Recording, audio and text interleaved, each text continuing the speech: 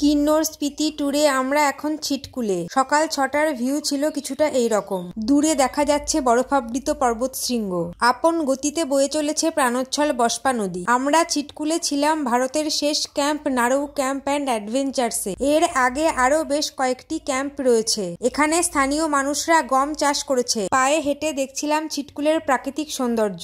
এইটি ছিটকুলের last hotel final destination resort. সূর্য ওঠার পর আমাদের ক্যাম্পের 360 ডিগ্রি ভিউ ছিল কিছুটা এইরকম। ভারতের হিমাচল প্রদেশ রাজ্যের কিন্নর জেলার সাংলা ভ্যালির সবচেয়ে সুন্দর পাহাড়ি গ্রাম ছিটকুল, উচ্চতা 11,320 ফুট। আলুর পরোটা, আচার, পোহা ও চা দিয়ে ব্রেকফাস্ট করে নিয়েছিলাম। মিলিটারিরা বেরিয়েছে মর্নিং ওয়াক করতে। ক্যাম্পের সামনে আমাদের গাড়িগুলি দাঁড়িয়ে রয়েছে কারণ আমরা এখন বেরিয়ে পড়ব সারাহানের উদ্দেশ্যে।